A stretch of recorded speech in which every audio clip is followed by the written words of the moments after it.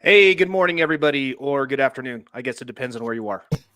Because for Eric, it's good afternoon. It's afternoon here. Yeah. Good morning. Hey, gosh, it's been way too freaking long, you guys. I'm so sorry. Um, No, don't be sorry, James. yeah, it's been really too long. I mean, as I think I shared with you guys that I started a new job, which has been really good. It's exciting. It's been keeping me extremely busy. So that has been the issue for me and why I haven't been able to get a show out. But I did want to get a show out because I got some big updates and I have an awesome guest here. But before I do that, I guess I should introduce myself for those of you who are listening for the first time. I'm your host, James the Patriot. Today is November the 9th in the year of our Lord 2023. Can you guys believe this? November? Fast. Where has the year gone? Yeah, very quick. Seriously. I mean, so much has happened, too. It's crazy. I have with me my beautiful co-hosts, Erica and Justice. Say hello, guys. Hey guys. All right.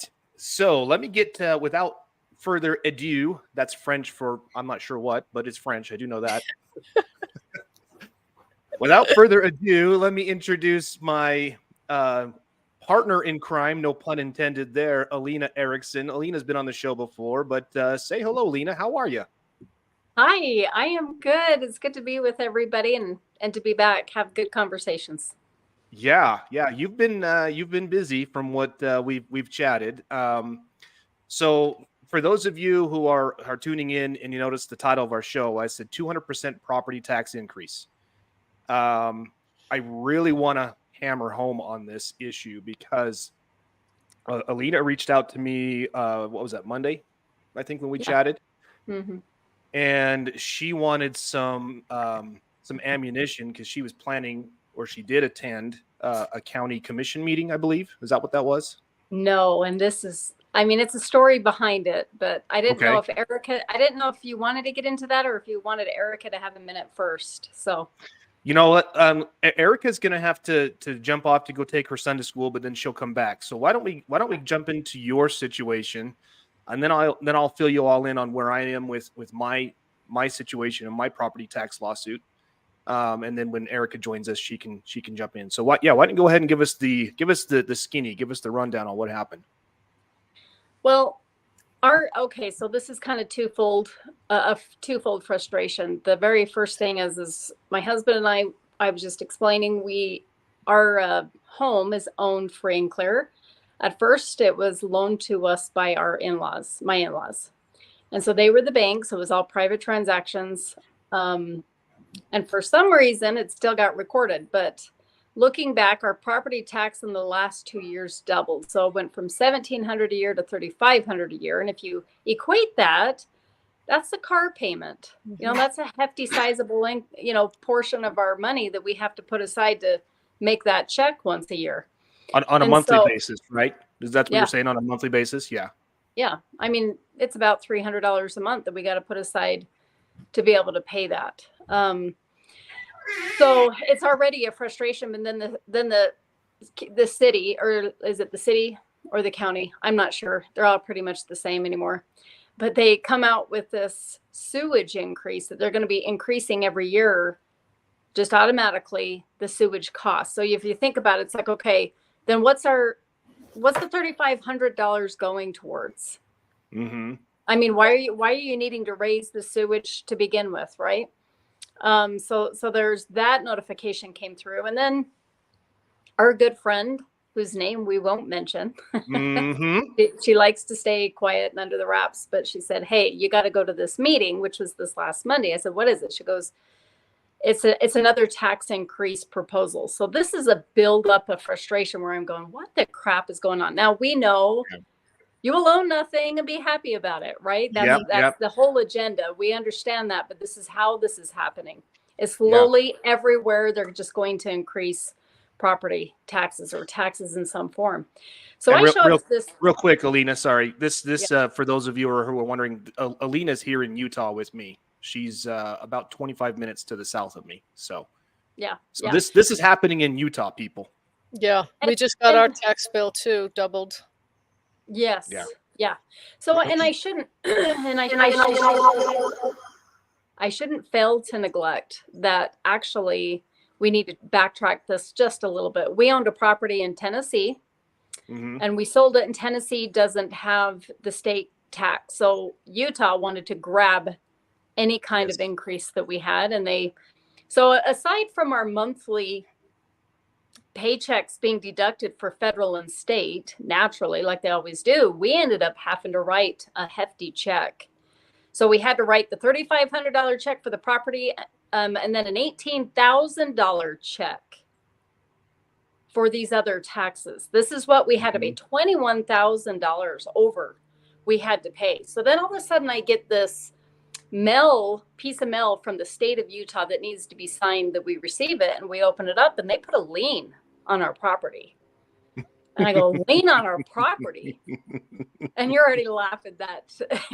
I'm laughing because of the ridiculousness of that. But anyway, keep going. I know. And this is where people need to open their eyes. And so I'm looking at this going, a lien for what? We've never been late. We own our property free and clear. What is this even about?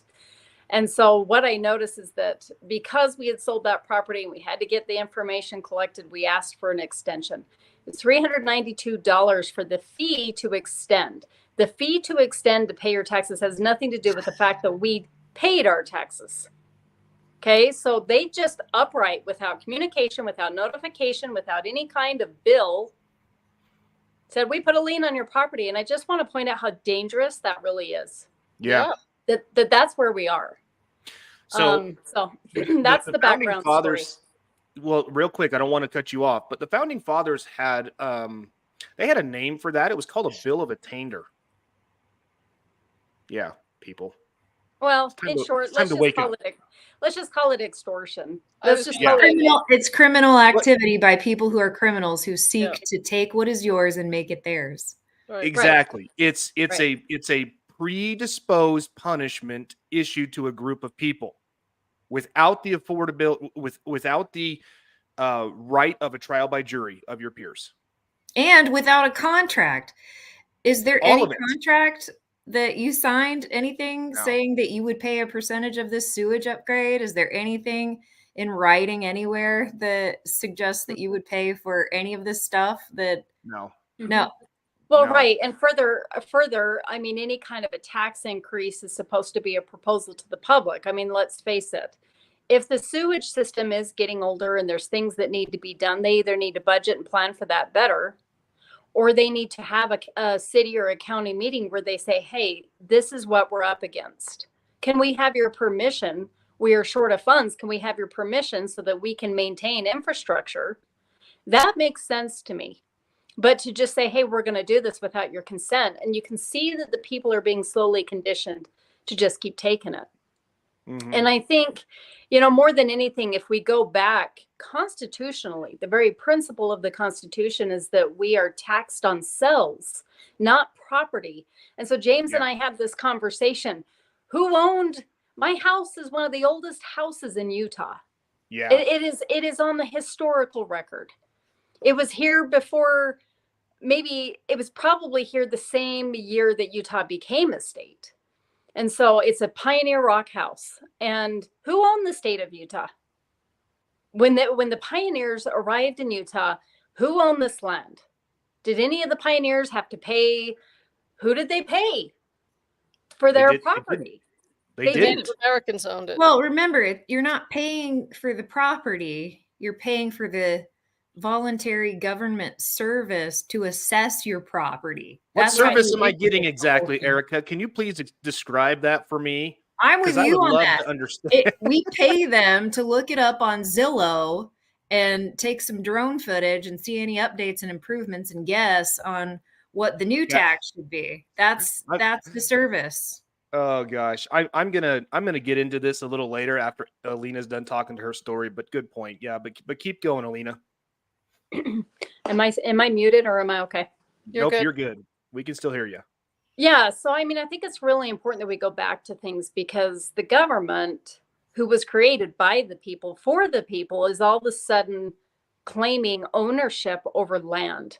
And I just want to make sure the audience understands, and maybe your audience is awake and smart enough. It seems like a good group of people that would be, but think about it. Why would we even if you take the assessment out of it, who owns this land? And so the fundamental answer is God owns this land. Yeah. God created this land. He blessed us with this land. The government doesn't have any right to it over us. And I think Utah, not unlike the East Coast, Utah's almost like it's a parallel to the American history, because when you understand that the pioneers fled persecution, and they fled danger, and they came to have religious freedom in the state of Utah. It's the same thing of why our country was formed to begin with. And so where did that sense of independence go? Where did the sense of the American spirit, the Pilgrim spirit, what used to be called Mormons, but the Church of Jesus Christ of Latter-day Saints currently, where did that same spirit go? It's the spirit of liberty. It comes from God. And it's within each of us as children of God all around the world. So anyway, so this is building up frustration. So when our good friend tells me, hey, you got to come to this meeting on Monday, I had just spoken with you, James. I had taken a bunch of notes. I'm like, yeah, that's a good point. That's a good point. And so I go to this meeting, and I quickly realize that my talking points need to shift. And our friend signed me up to speak. I mean, I took her and her husband, and I said, I was in my husband's big truck, and I said, I'm going to have to go find a place to park. I'll drop you guys off. So she signed me up, and I'm like, okay, I don't even know. You were voluntold to speak, right? Yeah. So I didn't even know kind of what was going on, because I never got the letter that she got for this meeting. So I get in there, and I see the words Davis Recreational District. And I'm going, huh? This isn't Davis County. It's not Bountiful City where we're holding the meeting. And I'm further thinking, why are we having a government meeting in a private business like the recreational center? This doesn't make any sense, right? And so I have to change my statements to land and property, and this to now we're talking about public-private partnerships. Now we're talking about, in essence, fascism. Yeah. And so, because what I recognize is that the government appoints people without election. This is how they're subverting the Constitution. This is how they are they're taking away power even more from the people in our republic. This is how they're dissolving the republic. They're creating these subsidized businesses by the government to enforce policy and to allow taxation. So we have this Davis Rec Center that has ice skating and hockey and swimming and a gym and all sorts of stuff in there. And what I didn't know is we're being taxed for that. Yes. Well, what business doesn't want to sign up to make sure that they stay afloat from taxation? And why is the rec center getting favoritism? I mean, this whole thing doesn't make any sense to me. And I'm sitting there, and there's this board of people around me. And so the first thing I do is I sat down and I said, I'm feeling a little confused and I would like some clarity. I said, Davis Recreational District? I said, what is that even? I said, who elected you guys? When was there an election? Who's the mayor over here? Yeah. And they just kind of looked at me like, huh? And I said further, is this a private business or is this a public building? Because if it's a private business, I cannot enter this without paying a club fee. So why am I being taxed? And why are you guys double dipping? Yeah. Nobody. And I hear the audience, there's about 200 people there.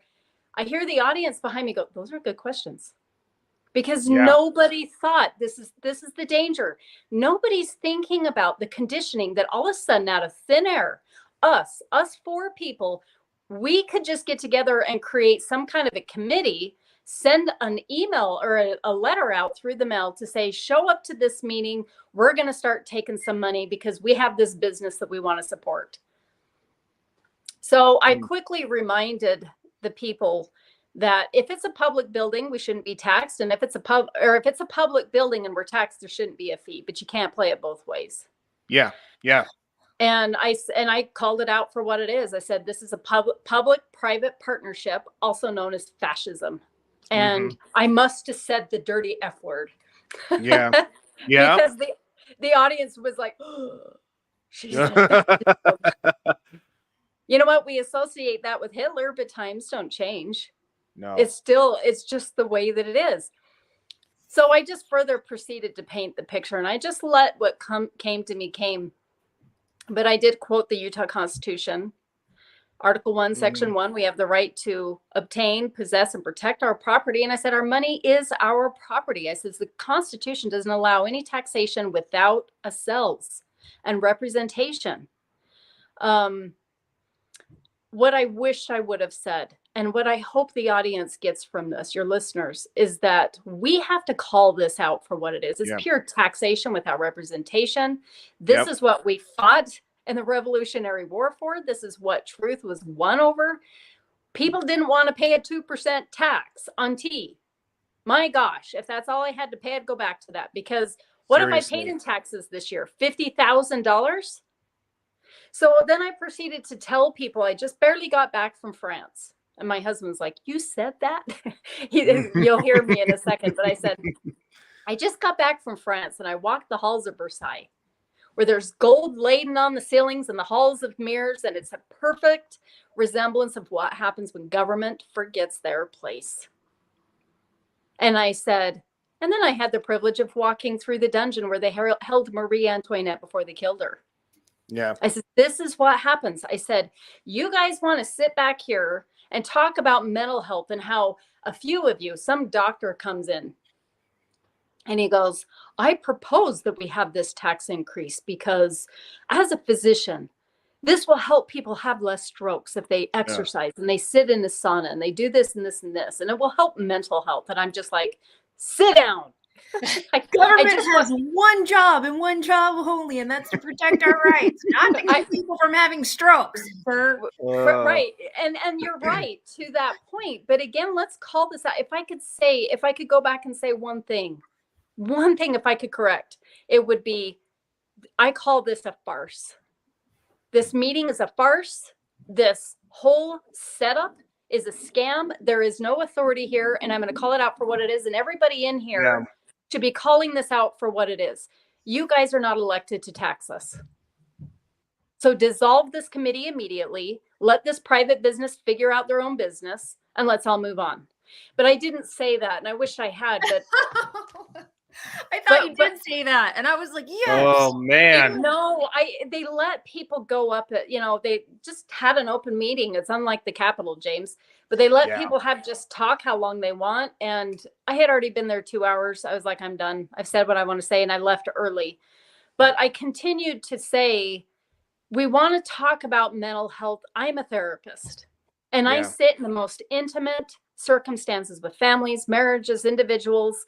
And I know that if we keep taxing the crap out of people, we're going to see more suicides. We're going to see more depression, anxiety, broken homes, and crime. And I said, mark my words, we're going to see that. And so anyway, I just said, being here is a privilege. It is not a right. And the audience just broke up in an applause. They, and it's really reflective, James, because my opponent that I lost to. Yeah. He was in the audience, and I just want to point out that this was a sample population. There were 2 people, maybe 3 for the increase. The rest of us were against it. And so it was very obvious where the public is and what they represent. And I just want to point out that Paul Cutler, this representative in my district that I allegedly lost to, he's on the wrong side of everything. He would be for the tax increase. And so that's another twofold thing. I think he showed up because his re-election year is coming up, and he needs to try and figure out any talking points and figure out a pulse on where the public is. But his record speaks for itself. He's always increased the tax and even pushed through the digital ID in the state of Utah. So anyway, that's my spill. That is my spill. So, Alina and James, can you put them on notice and file something somewhere that if they persist, there'll be a lawsuit? Or, I mean, what's the recourse? So this is where it's tricky. I started looking up Utah code. You cannot impersonate an official. Okay, so that's a crime. You cannot impersonate an official. However, in 2016, they undid that, and government is allowed to appoint, which is exactly what's happening there. Yeah, so, well, here's the argument you can make to that. So the government might be allowed to appoint people to positions, but those people can make no rulemaking authority over we the people. They can't. Right. They're going to. They are. They are. And they're going to, and they're basically saying, well, what are you going to do about it? Right. Right. Right. But going back to the government undid something too. I mean, they just willy-nilly make laws and stuff and remove laws, and they do anything they want. Yeah. It appears. They can't, supposedly, but so it's got to go back even farther. Yeah, they're absolutely trying. And this is why, ALINA and I have talked about this at length, and I want to make this very clear for everybody who's watching or who's listening. You've heard me talk about the courts, the process, the things we have to do, the rules of the court, all of these things. You guys have heard me talk about that. I just want to be clear that I am not putting all of my eggs in the basket that there's going to be some judge somewhere that's going to go, oh my gosh, what are they doing? They can't do this. I'm not doing that. That's not why I'm doing what I'm doing. I'm doing what I'm doing to fundamentally root out the corruption that's within the judicial system. And when I say the judicial system, I'm talking the entire cog that we call the legal industry. The Bar Association, corrupt judges in both state courts and federal courts. We're seeing these judges being called out. I mean, just look in the news. I'm not going to say anything here because, I don't want YouTube to ban us, but I'm not going to say anything here. Just pull up the news and see what's going on right now with big name people who are being prosecuted because somebody doesn't like what they said. That's essentially what's happening. So we have come full circle, people. We are today where the founders of our great nation were 247 years ago, 200 and probably closer to 50 years ago, because they were feeling the pain for a long time before they declared their independence. So again, what are we to do about it? Right? Well, isn't that the question? Yes, that's the question. And James and I've told James multiple times, James, you're right. You're 100% right. However, it sets a dangerous precedent when James is allowed and proven to be right within the court, right? That sets it, to come in and say, okay, he's right. People don't have to pay property taxes. It's unconstitutional. It's illegal. It's theft. It's whatever it is. What's that going to do? And my joke to that would have been, and I told James this, because so much of property tax goes to our education system, which is a whole other rabbit hole and a problem and a conundrum. Mm-hmm. But if we really want to argue that, then we'll just say, well, let's let Joe Biden figure it out. He seems to know how to pull money out of thin air. And even though we're trillions of dollars in debt, he keeps providing billions of dollars overseas. So, we can figure out how to just print money. We'll just keep print money, and instead of stealing it from the people, let the people have their money. We'll just print money for the schools. I mean, honestly, that's what's happening. So back to my question of, what are we to do about it? And Alina's, of course she's right when she says I'm right. Hello. No, I'm just teasing. I was recording that, by the way, because very few women have told me I'm right. So I wanted to make sure that it's on the record. No, I'm just kidding. To the point, what are we to do, right? There's really only one hurdle we have to clear. And I'm going to talk about this here when I give an update on my property tax situation, my lawsuit that I have. The hurdle we have to clear is the motion to dismiss. Every single one of these stupid liars does it, and they find garbage reasons to do it because they know that it will delay the court proceedings for months. And your case is essentially just like it's stopped. And I'll give you an example of this. So in my case, I filed my suit back in August. They filed a motion to dismiss. It's just been sitting there. I have been I have been doing everything that I can in good faith with these stupid attorneys to try and get my discovery moving. But they're stonewalling me every way, saying, no, we're not going to do anything until the court issues a ruling. We're not going to do anything until the court issues a ruling. I'm like, okay, well then ask the court to issue a ruling. Oh, well, we called the court clerk and she said that you don't have to do that. So we're just going to sit and wait. Of course you're going to sit and wait because you've got no skin in the game here. Whereas I just got notice that you're going to be taking another almost $4,000 from me. And you're wanting that to go up next year, like you were just talking about, Alina, where it's supposed to double and quadruple. So again, when do we people stand up, say enough is enough? So we have to get over that hurdle. Once we get over that hurdle, now the judge is in a bind because the judge can't do anything. They can't just like dismiss our case. They can't say, well, you don't have a case because of this or this or this. They can't, because at that point, now we have a right to a trial by jury. I guarantee you that if we get these issues in front of a trial by jury of our peers and we lay them all out as plainly as we possibly can, and that's what I try to do with these shows, is I try to lay out the issues as plainly as I possibly can. Do you really think they're going to find in favor of the taxing entity? Do you really think they're going to go back and say, well, yeah, that Davis board, oh, yeah, they were all appointed. They had the authority to do this. Sure, go right ahead. Well, in truth, James, and in connection with that, again, that sizable population sample that was in the meeting this last Monday. I mean, when the doctor said, come every 5 days, or come for 5 days a week, some guy gets up and he says, I wish I could come here 5 days a week. Because of what government did during COVID, I lost my business and now I'm working 2 jobs to try and stay afloat. Yeah. I don't have time to go sit in a sauna 5 days a week. Right. And he said, on top of he said, I certainly don't have money to subsidize somebody else to sit in the sauna for me. You know, and so I think you're right, James. The public is mad. They are mad about what's happening. I don't know anybody's not feeling it. I mean, there are the division in the wealth is happening, and that the middle class is disappearing, but people are feeling that more and more, that strain on their families. So the rich maybe not so much, but yeah. Well, you know, it's being felt everywhere. I mean, that's just the reality of the situation. It's being felt everywhere. So, and again, I'm about empowering my brothers and sisters, about giving them the tools that they need to be able to take action. That's what I'm about.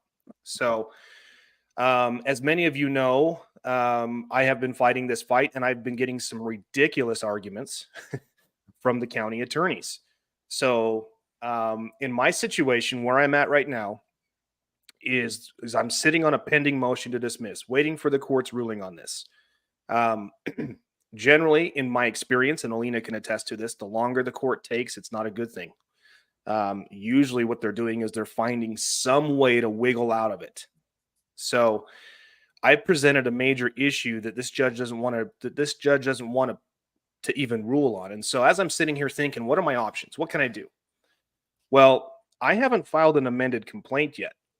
And according to the rules, I'm allowed, the court must freely give me one opportunity to amend my complaint. So as I'm looking at their argument, and I'm going to share it on the screen here because I want you guys to see how ridiculous this argument is. And it'll really start to open your eyes. Here it is right here. It'll really start to open your eyes when you see this.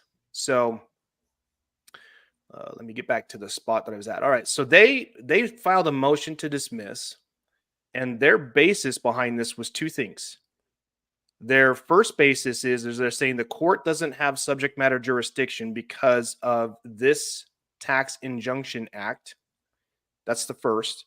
And then the second thing they've said is that I have failed to state a claim for relief. Okay. So we're going to talk about this in 2 different ways. So their argument here is that this law, which is a federal law, says that the district courts shall not enjoin, suspend, or restrain the assessment, levy, or collection of any tax under state law, and here's the key, where a plain, speedy, and efficient remedy may be had in the courts of such state. All right. So what do we do then? Right? Because the way that we read that is it says, well, the court doesn't have subject matter jurisdiction if there's a plain, speedy, and efficient remedy. Okay, so we have to understand, well, what is that remedy in the state court? So here in Utah, it's actually right down here. It's this law here, which is Utah Code Annotated 59-2-1327. And it states, where a taxing entity demands or enforces a tax, or where an entity responsible for a tax notice charge, demand, or enforces, blah, blah, blah, and the person whose property is taxed or charged, that person may pay the tax under protest to the county treasurer.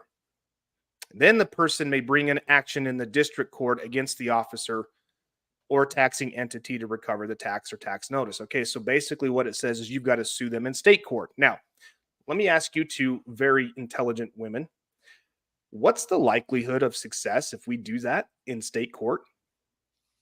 Especially in the same freaking county? Yeah. Yeah, exactly. Isn't that a conflict of interest? Exactly. That's the first problem. Now, the second problem is this, is that as I reviewed the Utah Code Annotated 59-2, which is the Property Tax Act, I found, guess what? A number of references to taxpayer. And it says if a taxpayer does this, or if a taxpayer proposes this. So here's my question then. According to what I'm understanding, when I see this and when it says the person, they're referring to a taxpayer as a person. And when you look at the definitions under the Utah Revenue Code of what a taxpayer is, which applies to all of the revenue, the entire revenue code, not just one section, the entire revenue code, it says a taxpayer is a legal entity that is required to file those taxes because they're receiving a privilege of doing some type of a business, right? So the entire property tax code, I just want to be clear, it's not an unconstitutional tax. It's 100% constitutional when it's taxed correctly. It's not being taxed correctly. What they're, bless you, what they're doing is they're taxing everybody under the frickin' sun instead of only taxing corporations and other legal entities. You see this all the time. And my good friend Bryce Larrabee, he's got a municipality after him thinking that they can tell him what he can and can't do with the construction of a carport because he didn't apply for a building code and you didn't do this and you didn't do that. And the state law allows us to do this. Well, guess what? Under the state law, it says legal entities. The definition states legal entities. And so this is why I'm saying that the legal industry as a whole is corrupt to its core because he went out because he's nervous about going into court and talking on his own behalf. So he went out and talked to 3 different attorneys, from what I understand. One was too busy, couldn't handle it. The other one said, I'll take your case, but you're not going to win because the municipality can do this because in his words, it's an action against your property, not against you. Well, wait a minute. I am the one that's named on the lawsuit, not my property. Oh my God. This is the ridiculousness of these morons. I mean, I want to say some more colorful words, but my daughter's sleeping in the other room, so I don't want her to hear. So this is why I just like my head spins. And so you have to understand that this is the way that these convoluted idiots' minds work. So like in my case, sorry, you're going to say something, Justice? Yeah, they're criminals. So they're weaseling their way through this under camouflage is what they're doing. Exactly. Well, but I think it's important though to really point out, and I should have said this at the meeting on Monday, we have by majority been conditioned. I don't think these people are trying to come out and do anything other than what they've been conditioned to do. You know what I mean?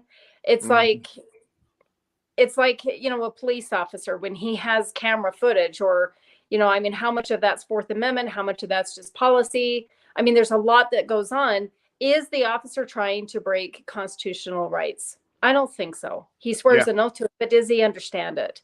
And so I think that the difference is I think there's a lot of ignorance. Yeah. On both sides, right? There is major ignorance. And see, again, because I worked with law enforcement professionals for almost 5 years of my life, is these good men and women don't get into that profession to go violate the constitutional rights of other people, constitutionally protected rights, of other people. They're just doing what they're trained to do. So what their training officer tells them to do, you are here to enforce all of these things. Well, wait a minute, that's not my job. That's the court's job. Yeah. My job is to protect the peace. Well, my job is to ensure the peace. I might disagree when it comes to lawyers on that one. Exactly. Sorry. Exactly. No, and I'm with you. Again, they'll claim ignorance under camouflage of law. Yeah, no, lawyers. Okay, here's the difference. Lawyers are not all lawyers. Yeah, the majority of them, the majority of lawyers that I have dealt with are not entitled to the presumption of ignorance, because ignorance is no excuse. Yeah, for them, right? They are considered to be learned in the law. They're considered to know it. But who designs their education? Exactly. It's all by design. And so I still say that there are good people who are ignorant. It's not everybody's acting maliciously. They were just trained incorrectly. And of course it's by design. We see it everywhere. So we see it in the pharmaceuticals. We see it in our public education. I mean, that's just how it is by design. He who educates rules the world. Yep. Mm-hmm. Yep. So again, this is why we have to be diligent in tearing these arguments apart. So what my plan is I'm going to go through this motion to dismiss all of these arguments, and I'm going to amend my complaint and put bulletproof in. I mean, I'm not saying that they're not going to come back and file another motion to dismiss. They probably will, because they're stupid, and that's what stupid people do. They don't learn from their mistakes. Okay. But if that's the case, fine. But now I have a basis that I can go back to the court and I can say, these people can't read and comprehend English. Maybe they're thinking this is German or some other language, but they're not reading basic things. And I'll give you just a quick example here. I'm going to close this screen and let me share my other one, what I'm working on.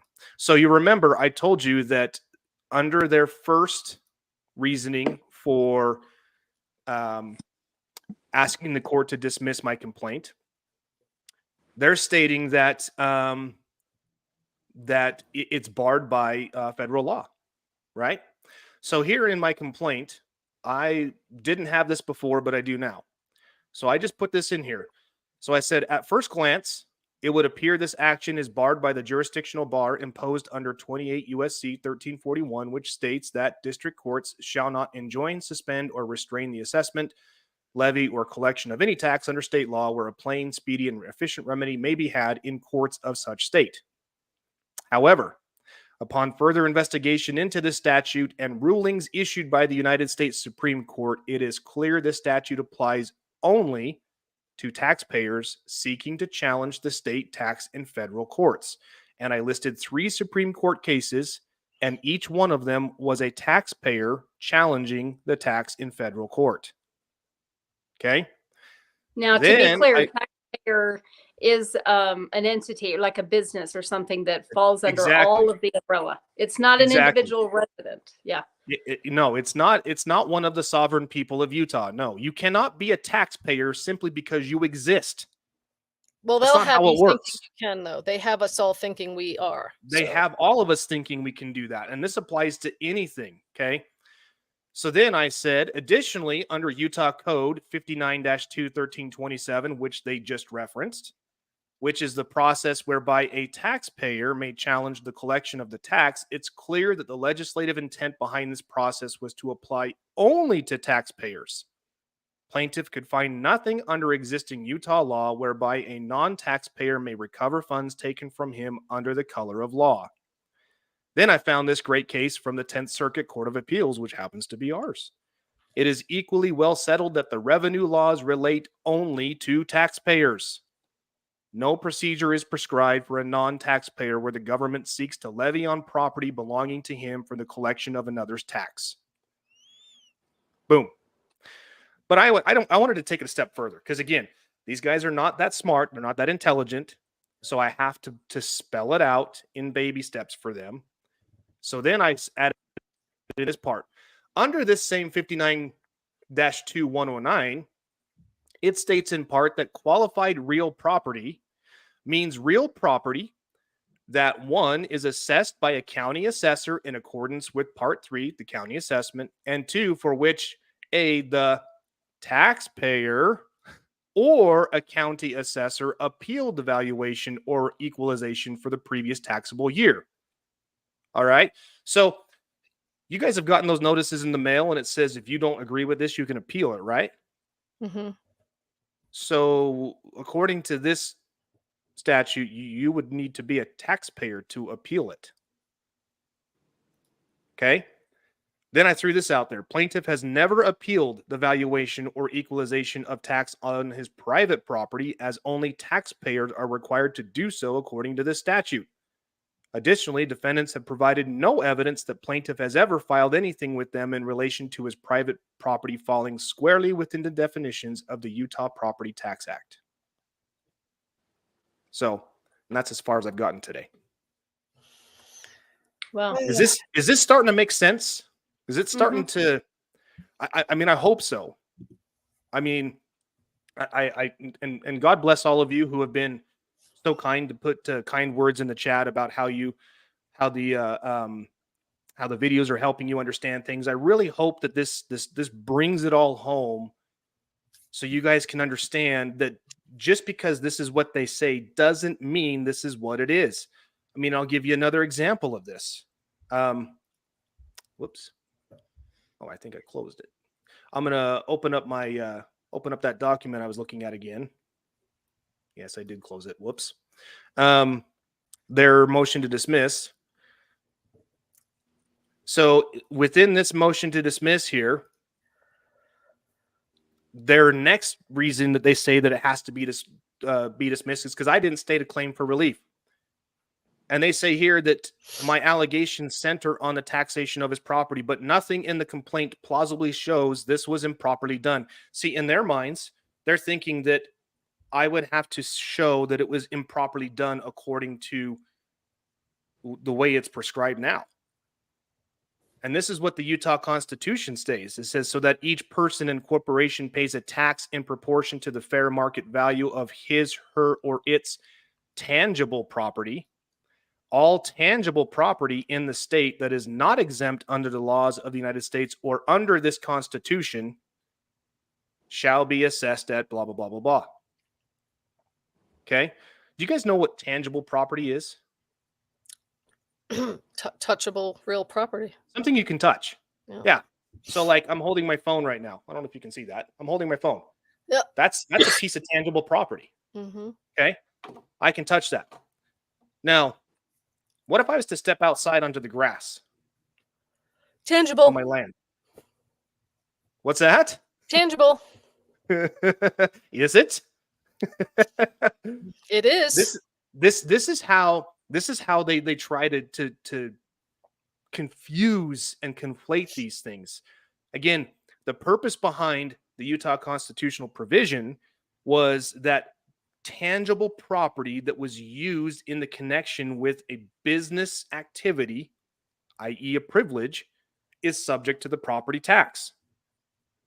It was never meant to be applied to the individual people, specifically because within the same Utah Constitution, Article 1, Section 1 states what, Alina? We have the right to what? Obtain, acquire, let's see, acquire, possess, and protect. Possess and protect property, okay? So that's Article 1, Section 1. What about Article 1, Section 26? Do you know what that one says, Alina, off the top of your head? And it's okay if you don't. I've read the Constitution multiple times, but I don't know that. I don't know them by section, so. No, you're good. So Article 1 is a declaration of rights that lays out the rights of the people. Article 1, Section 26 states that the provisions of this Constitution are both prohibitory and mandatory. What does that mean? You guys know what that means? It means there's no question about what it's stating, and it's prohibiting someone from doing otherwise. So I found a case. Let's see. I'm trying to think which one I was looking at here. Dang it. And James, just at the end, I'm just highlighting some questions. So save a couple minutes to answer some questions for people. Okay. Yeah. Basically, I found a case, and I'll have to look through this again because I'm going to incorporate this into my complaint again. Basically, it says that you cannot set aside one provision of the Constitution in favor of another. So if we, the people, have a right to acquire, possess, and protect property, does that mean we actually have a right to acquire, possess property? And since it's a right, that right cannot be converted into a privilege and we cannot be taxed, right? Yeah. Unless you voluntarily waive that right. Unless you voluntarily waive that right, or unless you're using that property in some type of a business activity or privilege. So that those are the arguments that I'm going to hammer on. I'm going to take every single one of their ridiculous arguments, and I'm just going to turn them upside down on their head and say, okay, now try it and now try to see that I haven't stated a claim for relief, because you're going to just be spinning your head. So anyway, that's where I am with mine. So my process is to get my amended complaint done, hopefully here in the next couple of days. I'm going to refile it with the court. Then the clock starts all over again. They have 21 days. So basically everything that happened between, from the first time I filed till now is now essentially moot. It means nothing. So they have another chance. And I'm going to put these guys on their heels this time. So okay, so that's where we are. So this, as intricate and complicated as this is for the average person like me, right? Mm-hmm. Like not everybody has your brain, James. This is why you have a show, so we can all learn. This is a difficult and scary thing. I mean, like when we went through with my mortgage thing. Yep. So it's overwhelming for someone like me to hear that. What is there something that we can all do? Is there a petition that we can create and sign? Is there, like, what can we do as a community to let them know, no, this is not okay. We're not agreeing to allow our property taxes to double. I mean, it's insanity. Yeah. Well, I really want to address this because James and I, it's been a while, but we used to go around and help educate the public, right? And I think those with eyes to see, who are willing to see and hear and be open, I think change happens when the emperor who has no clothes is called out. Mm-hmm. That's when people realize, the government, I was in a meeting the other day and a woman said, what can we do to get our governor out of office? And then all of a sudden I was called up by the presenter towards the end of the meeting to share my thoughts and my comments. And I said, the thing that comes to me is when I ran my campaign, there's this whoosh of movement that happens in America and in cities and in states. And all of a sudden people get excited to get somebody elected. Mm-hmm. And I always, when I ran for office, it was always on the premise that we, the people, will make the change. I'm not your political savior. Mm-hmm. Even if I get in, I still need you to back me up. The mm-hmm. people's voice is what makes the difference. And so I pointed out this lady and I said, I loved your question. Most people don't want our governor back in office. I said, but why should we even notice him? Do you know why people notice him? It's because people give him that power. Right. They give him that. Yep. If it doesn't matter. Like I've studied in depth tyranny and monarchies and dynasties and these family lines of power. And I think America is no different. How do the elite hold on to their power? Which is why I believe elections are our greatest compromise, because the pattern doesn't change. The people don't want to give up their power. And so the wrestle and the juggle really is, how does one man or woman have power over 100, thousands, or 1 million people? It is because the people give him the power. Yeah. And so I think the solution really is this. This is how we make change. We have to educate. We have to talk. We have to be willing to speak up. We have to be willing to have hard conversations. And further, it takes courage. And I asked the audience, I said, think about 2020. Did you have the courage to say no? Or was it just too intimidating? Did you just want to go along to get along to, because it was the easiest thing to do? Just slap that mask on and run into the store so you can get what you need. I said, I didn't do that because it was the hill I was going to die on. Mm-hmm. I knew it was wrong. I said, if you want courage, times are going to get harder. We are all feeling the squeeze. It's going to get harder. So when are you going to practice that courage muscle? Because it's not going to just show up for you. Yeah. If you can't practice it on the small things. And so that's my thought. I've thought and thought and thought about this. I'm frustrated as heck. I was doing the Utah Flag Initiative and getting signatures, and most people weren't even aware of what was going on and happy to sign. But, and by the way, they're taking $5 million tax dollars for a new flag no one wants. So maybe Thank you, McKay. Maybe that's where some of my money's going, right? Our money. But anyway, I just want to point out there was one couple, and one of them, and they were they happened to be leaders within the dominant church of the state. And I just have a disclaimer: I am a member of the dominant church of the state. But the reality is we are taught to be kind, to be non-confrontational. We are taught to be nice, and there's a difference between kind and nice. I'm all for being kind, but until we can overcome and be willing as a culture and as a people to have that confrontation and recognize we're in a spiritual battle. Yeah. We are in a spiritual battle, and we have to, there's no room to be nice and to avoid conflict. You can't. Right. You simply can't. But this couple, she said, and again, not high members of the church, but in leadership position. She says, I don't care. And I said, what do you mean? I said, just by signing this, you're saying that the people should have the voice. The people should choose where they want their tax dollars to go. She goes, no, I just don't care. And I thought, that is the attitude. That is the problem that we have. And so until we care, until we practice our courage, until we're willing to speak up and educate, then we call the emperor out for having no clothes. Yeah, I would say it goes along the lines of righteous indignation. Would you agree with that, Alina? Yeah, I mean, it's not like we're compromising our values that we've been taught as kids. I mean, when I was a kid, I was taught the golden rule: do unto others as you'd have others do unto you, right? Isn't that just common sense? Yeah, but stand up to the bully at the same time. But stand up to the bully, right? So, but again, what do? People go, oh, you need to do this because I'm from the government.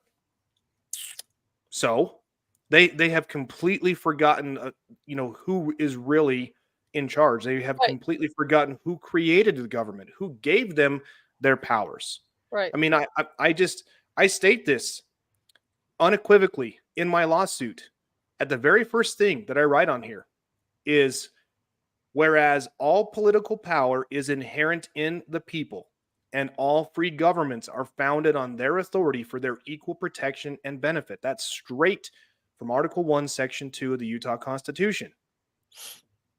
Okay. So again, I ask you, who's really in control here? Is it us? Well, okay. So I'm looking for a tangible action item. Okay. So Alina, I understand what you're saying, but you can't just not pay your taxes, because then they come and put you in jail. So it's much different than not wearing a mask. It's much different than showing up at a, we're talking about the ultimate tyrannical gateway right here is taxes.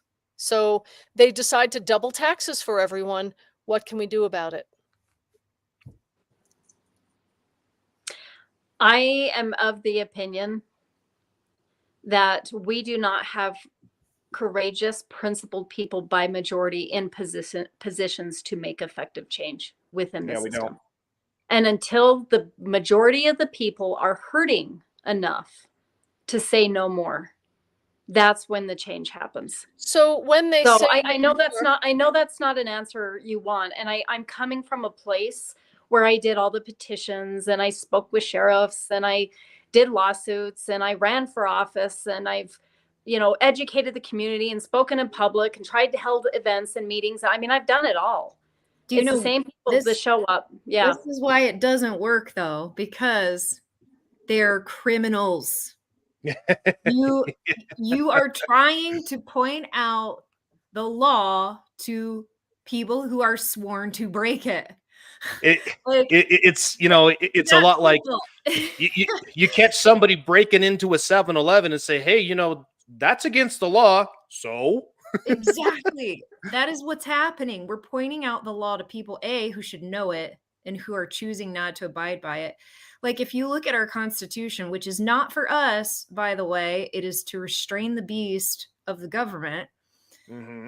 They were created for one reason, to secure these rights of life, liberty, happiness, property. That's all they're there for. But look at everything else that we expect for them to do. Like when I went to my town council meetings and stuff, I asked them point blank, I said, are you a government or are you a municipal corporation? Because I knew the answer already. I looked them up before I went. They're registered. They have a DUNS number. They're just a corporation. It's like Burger King being able to tell you, the managers from Burger King all getting together and being like, yeah, you're not allowed to have chickens on your property. You have to get them all from us.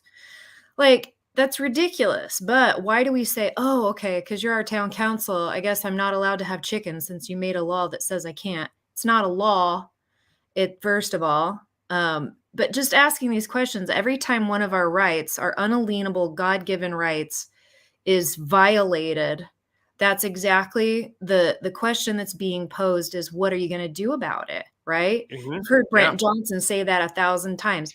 What are you going to do about it? And I like to say what's comment there where he says, become ungovernable. Yeah. I love that because I'm a big believer in learning these two things, self-governance and self-sustenance.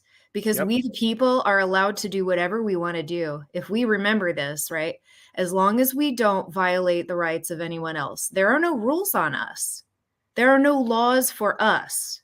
We're allowed to do whatever we want to. We're only under God's law. Remember the structure, the United States management structure? It goes God created the people. The people created the constitutions created the governments created the branches and the corporations and so on and so forth. But we are only above the tier that's directly above us. We're only under the law of God. The law really is beneath us. So why are we using, I just constantly find myself in this conundrum because it keeps going back to the idea of us having waived our rights somehow.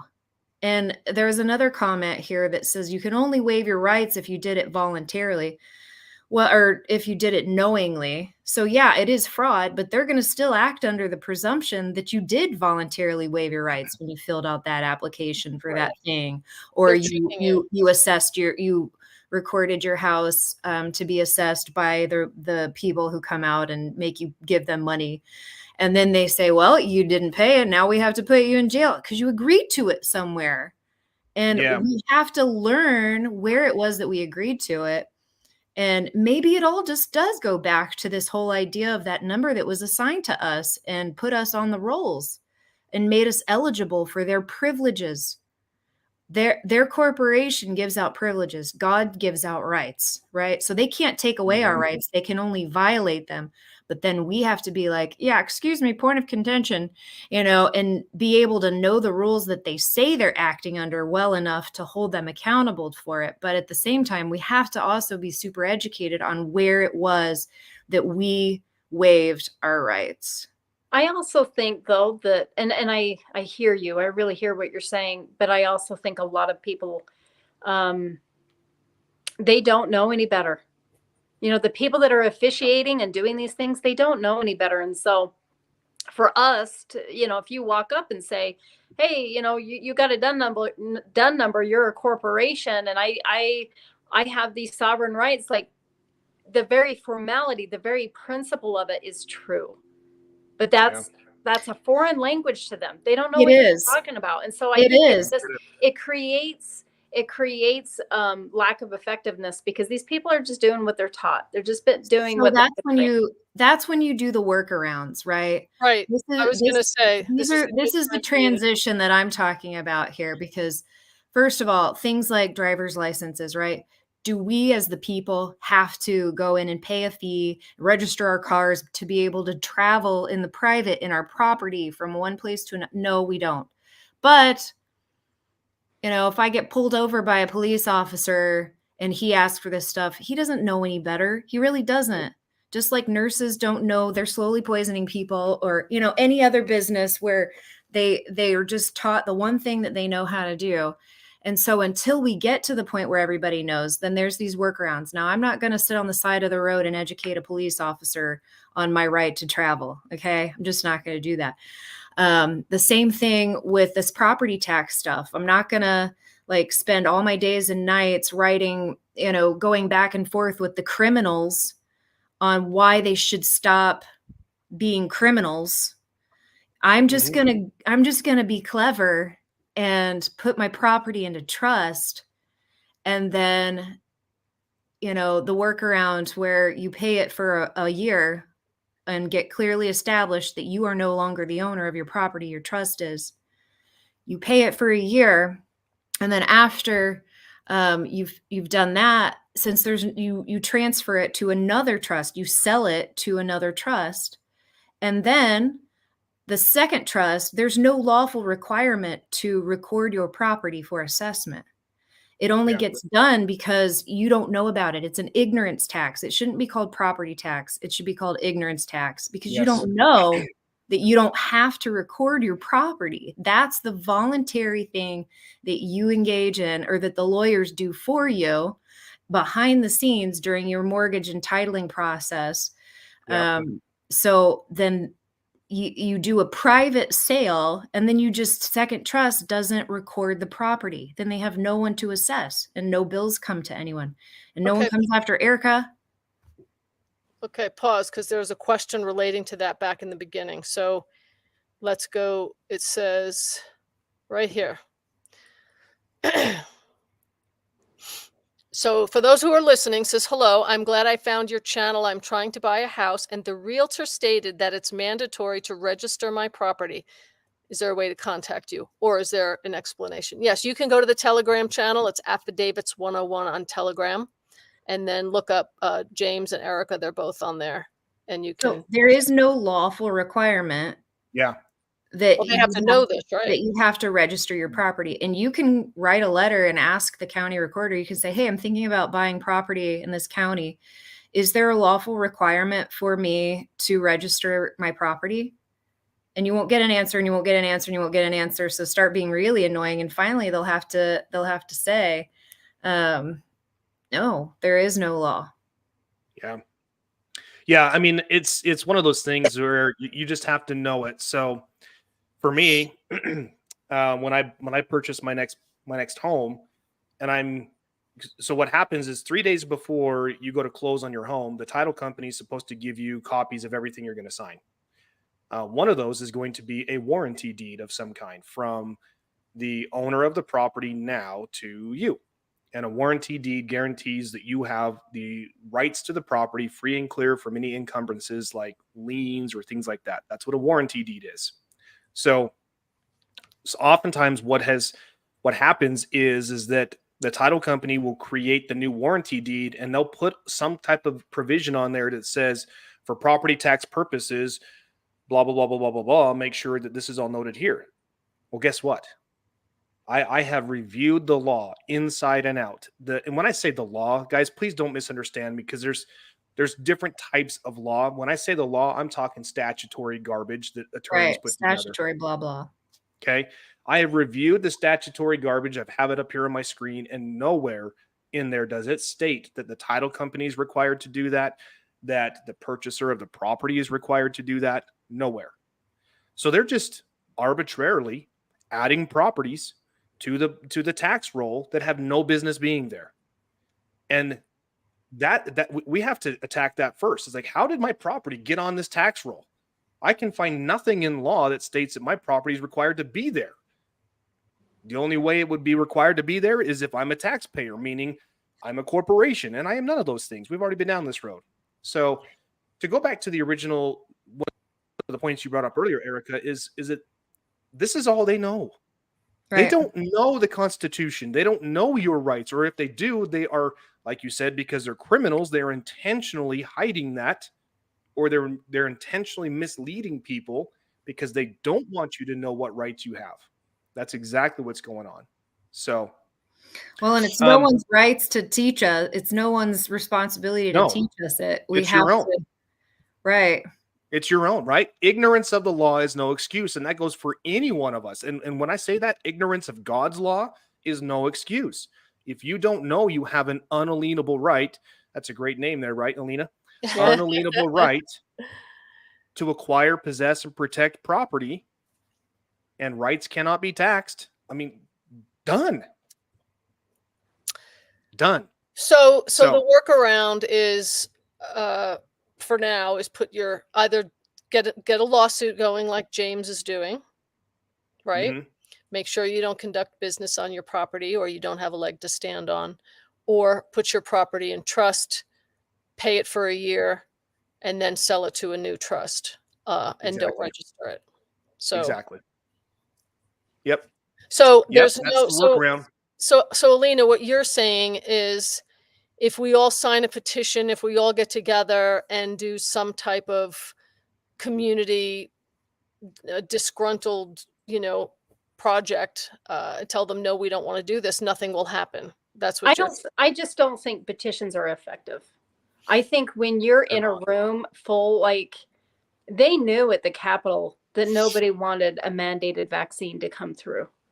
And people showed up by the hundreds. They had to open like 6 rooms full of people and employers and everything. They knew that sample population was so overwhelmingly against it. And so the people need to put the pressure on. And it's when the people are awake and active and they call that emperor out, I think that's when change really happens. But it takes a while to move that engine. Mm-hmm. And again, I mean, I read a quote today on social media. It said something like, the hardest thing is to tell truth to a world full of people who've lived a lie. Yeah. And because people don't know. And again, I mean, we call people criminals, but I think most of them are probably good people who are just doing what they think is the system. It's just the way that it is. It's just the way things are. And they don't know any other way. And it's not. Nice. And it's by design, I mean, it's by design that we have a world full of ignorance and that these principles are not being taught. Right. Yeah. The real criminals, obviously, at the top of the pyramid, because it's all by design, for sure. Rothschilds, Rockefellers, all of those people. Exactly. William brings up a great question. And then this is one I think it's a good question that we could end the show on. William says, if they're assessing your property or the trust's property, will they not know that the property exists someday later? Will they not know eventually that the property has not been paid up on taxes? That's a great question, William. And this is why Alphonse has been fighting this battle. This is why I'm fighting this battle. The only way you're going to win this, in my opinion, I'm not doxing what Erica is doing or what Brent teaches. I mean, it works. How long it works, I don't know. I haven't done it before, but it does work. But that's a fear that I would have, right? Is if I do this, and if I was at one point in time, I was on your tax roll and then I just disappeared, you're going to come looking for me at some point. So the only way, in my opinion, to solve this problem is to force them to take me off their tax roll. Get my property off your tax roll. And now that I know this, moving forward, when I purchase my next property, I will be, you can bet, I will be damn sure that they will not be putting my property on their tax roll. And I will make sure of that. And if they want to fight me on that, I can do this all day long, guys. I love writing lawsuits. So you do. William, to answer the question just a little bit further too, good luck to them trying to find who to send the bill to. Exactly. These are private common law trusts. They're not registered anywhere. They're not recorded in. They're not recorded in the public. Everything about them is totally private. So if you don't voluntarily submit your information to the recorder, they don't even know who owns the property except by when you do the warranty deed transfer, and that's only the name update in the recorder's office. Yeah. Trusts are not run by a board of controlling lawyers. There's a difference between statutory trusts and common law trusts. Yeah. And I would never get a statutory trust because he who creates owns, right? So the creator of my trust is Freedom Bound International. That's who I went through. Brent Johnson's organization. And you can have one trustee, you can have, or they're not called trustees in a common law trust, they're called fiduciary owners. Or you can have 10. It just slows down the process whenever you need 10 signatures on something as opposed to just one, but you can just have one. But yeah, all you have to do when they contact you with the bill is you'd be like, I'm sorry, I'm not the owner of that property. And the first trust, Brent's like, I'm sorry, we're no longer the owner. The new owner didn't contact you. Well, that's too bad. I hope you can find him so you can send him the bill. It's really, that's the workaround. You just have to be like clever, and there's workarounds for pretty much everything. And until ALINA, we are able to all organize and we're all on the same page, and they have to deal with us, all of us, at every single one of those meetings. And we all look at them and they say, yeah, we're not going to do that. Next. Or, the people where all the blacktop in the neighborhood next to you was done, and they sent a bill to them after they did it, and they're the city roads. Like, just being able to just ask the questions. Where's the contract that I signed that said that I agreed to pay this amount for that? It's all contract law. You're always asking for where it was that what gave them lawful authority to require this of you, whatever it is that they're asking. Yep. It's pretty straightforward. So, guys, I know you got some other questions, and I wish I had time to get to them. I've got other pressing work matters I need to get to. Gosh dang it, that stinking work just gets in the way. You liking your new job, James? I love it. It's actually a lot of fun. I really do. I'm glad I made the change I did. I'm closer to home. I don't have to travel as far when I do travel, so it is nice that way. So, just real quick too, James. No, you can have a mortgage and put your property into trust. You don't have to own it outright. Yes, that was a question from. And no, they can't foreclose on you. The county can't foreclose on you if there's no agreement. Your agreement is with your mortgage company. Now, if you failed to pay your mortgage, that would be a different story. By the way, along those lines, I do just want to bring one quick thing to everyone's attention. So while we were going through this, you may have noticed, if you're watching, my head has been turned because I'm looking at my screen over here. And I found under my county, so the county I live in, they have their municipal code, right? County code governs their actions. But here's what's interesting. When it says real property tax sale, this is what I love. There was something disclaimer on property sold. Why would there be a disclaimer on property sold if the tax was lawful and the county could do this? They're stealing it. This is what it says. It says all property sold during the tax sale shall be conveyed by a tax deed. A tax deed is not a warranty deed, and the county makes no representations as to the title conveyed or the purchaser's right of possession of the property. Okay, and I do have one more suggestion too, James, to add on that. Everyone should do this with their properties, okay? Whether or not you put it into trust, put a common law lien on your own property. There you go. It will freeze title in any one of these events. If anyone tries to foreclose on you, if anyone tried to come in and sell it on you, whatever. Yeah. They have to settle your common law lien before they can sell your property. Yeah, that's why I love this. The very last sentence says, therefore, buyers of properties at the tax sale make any purchase at their own risk. Oh, the ridiculousness of this. Because we may or may not have gotten it the right way, and it might not be. Yeah. So Hey, anyway, I want to thank Alina for coming on again. It's so good to have you back. Appreciate you. We'll have you back again. Thank you. It was Sure. good to be with you guys. Yeah, it Yes, was thank so you. And nice. I'm really glad it worked out because I was really thinking what I wanted to do the show. And when I was talking with Alina on Monday, I said, "Hey, are you available by chance?" And she's like, "Wow, I actually have a yeah." So have fun on your trip. I know you're taking off, so have fun. Everybody else, thank you so much for tuning in. We appreciate you. We love you. Again, I will do everything I can to keep you up to speed on what I'm doing. I always share everything I'm doing. Like I mentioned, I'm retyping my lawsuit here. I'm going to be submitting an amended lawsuit to the complaint. Excuse me, an amended complaint to the court. And when I get that done, I'll post it in the group. You guys can see it. You can plagiarize it. You can do whatever you want with it. So anyway, with that, I'm going to bid you adieu. That's French for, I think, goodbye.